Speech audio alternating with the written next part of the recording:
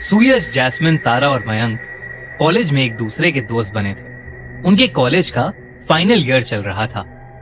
इसके बाद वो सभी अपनी अपनी जॉब्स में बिजी होने वाले थे, इसलिए वो आखिरी बार एक साथ सेलिब्रेट करना चाहते थे।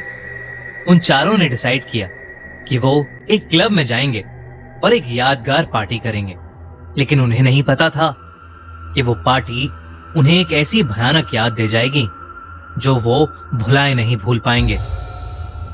क्लब में बज रहे गानों पर डांस करते करते सुयश को छोड़कर बाकी सभी ने बहुत ज्यादा शराब पी ली थी। जैस्मिन ने तो इतनी पी ली थी कि शराब के नशे में उससे सीधा खड़ा भी नहीं हुआ जा रहा था। रात बहुत हो चुकी थी। क्योंकि सुयश ने शराब नहीं पी थी, इसलिए उसने बाकी सभी को घर ले जाने की रिस्पॉन्सिबिलिटी उठाई। उसने सबको जैसे तैसे करके गाड़ी में बिठाया। गाड़ी की फ्रंट सीट पर मयंक बैठा था और पीछे जैस्मिन और तारा। शराब पीने की वजह से वो तीनों ही अपने होशो आवाज में नहीं थे।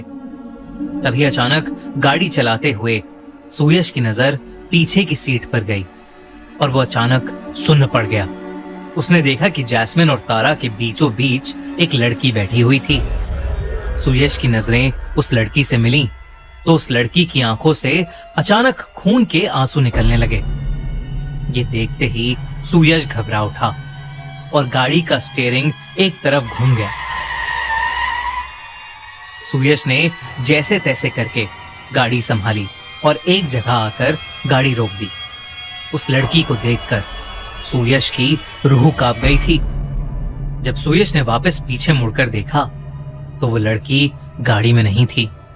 सुयश ने अपने बगल में बैठे मयंक को नींद से उठाया और उससे कहा कि पिछली सीट पर कोई बैठा हुआ था। मयंक ने पीछे मुड़कर देखा तो वहां जैस्मिन और तारा के अलावा कोई भी नहीं था। मयंक ने सुयश का मजाक उड़ाते हुए कहा, भाई दारू मैंने पी है और नशा तुझे चढ़ रहा है। ऐसा बोलकर मयंक सुयश पर हंसने लगा, क्योंकि वो लड़की अब सचमुच गाड़ी में नहीं थी। सुयश को भी लगने लगा कि शायद वो उसका वहम ही था और वो वापस गाड़ी चलाने लगा। तभी जैस्मिन को होश आया और उसने कहा कि उसे चक्कर आ रहे हैं। सुयश ने गाड़ी साइड में लगाई और जैस्मिन को उतार कर गाड़ी से बाहर ले गया। जैस्मिन ने गाड़ी से उतरते ही उल्टी कर दी। उल्टी करने के बाद सुयश ने मयंक को आवाज देकर पानी की बोतल मांगी और कुछ ही सेकंड्स में सुयश के पैरों के पास एक पानी की बोतल रोल करते हुए आ गई।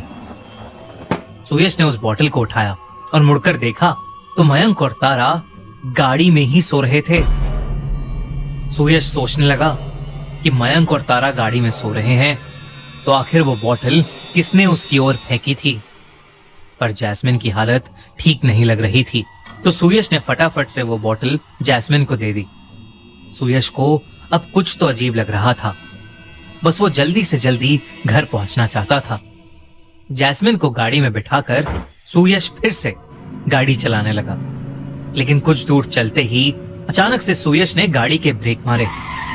सुयश को लगा कि उसकी गाड़ी के सामने वही लड़की आ गई है जो पहले सुयश को बैक सीट पर दिखी थी, लेकिन जब उसने गाड़ी रोकी तो वो लड़की क्या, दूर दूर तक उनके पास कोई नहीं था।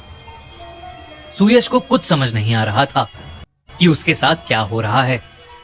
उसने वापस से गाड़ी स्टार्ट की और चुपचाप आगे चलता रहा।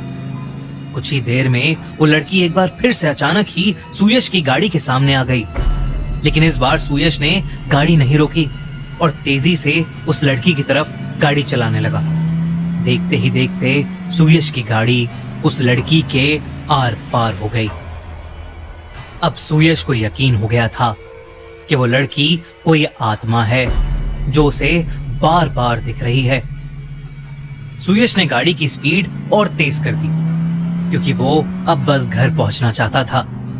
तभी बैक सीट पर बेहोश पड़ी तारा एकदम से सीधी होकर बैठ गई। वो बिना कुछ बोले बस सुयश को घूरने लगी। सुयश की नजर जब तारा पर गई तो सुयश ने उसका नाम पुकारकर उससे बात करने की कोशिश भी की, पर तारा मानो सुन्न होकर बस उसे घूरे ही जा रही थी। सुयश डर के मारे मयंक को उठाने की कोशिश करने लगा, पर मयंक होश में ही नहीं आ रहा था। देखते ही देखते तारा के चेहरे का रंग बदलने लगा। उसका चेहरा सफेद पड़ने लगा और तारा अपना सर गाड़ी की विंडो पर जोर जोर से मारने लगी।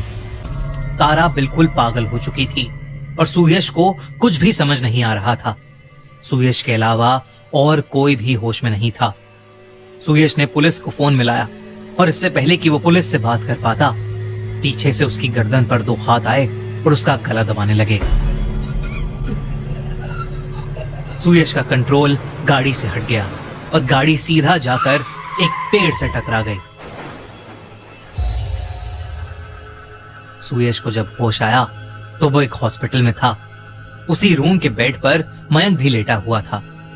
पुलिस जब सुयश से पूछताछ करने आई तो उसे पता चला कि गाड़ी में बैठे सभी लोगों की जान बच गई थी, बस कुछ गहरी चोटें आई थीं। सुयश ने पुलिस को सब कुछ बिल्कुल सच्चाई के साथ बताया। तभी वहां खड़े एक पुलिस ऑफिसर ने बताया, ऐसी ही एक लड़की के बारे में और भी केसेस आ चुके हैं। ऐसा माना जाता है कि उसी रोड पर एक लड़की को एक गाड़ी ने टक्कर मार दी थी। गाड़ी चलाने वाले ने पी रखी थी और वो उस लड़की को वहीं रोड पर पड़ा छोड़ गया। उस लड़की की उसी रात मौत हो गई और अब शायद उसी की आत्मा वहां भटकती है और उस रोड से गाड़ी चला रहे लोगों को हॉन्ट करती है। लेकिन सुयश के अलावा किसी को भी उस रात के बारे में ऐसा कुछ याद नहीं। सुयश को आज भी उस रात से जुड़े भयानक सपने आते हैं। उस रात के कई महीनों बाद तक भी सुयश ने रात में गाड़ी ही नहीं चलाई। कैसी लगी आपको ये कहानी? हमें कमेंट करके जरूर बताइए और हाँ, जल्दी से सब्सक्राइब कर लो और बेल आइकन प्रेस कर दो ताकि अगले हफ्ते हमारी नई वीडियो आए और आपके पास तुरंत नोटिफिकेशन आ जाए। मिलते हैं अगले हफ्ते।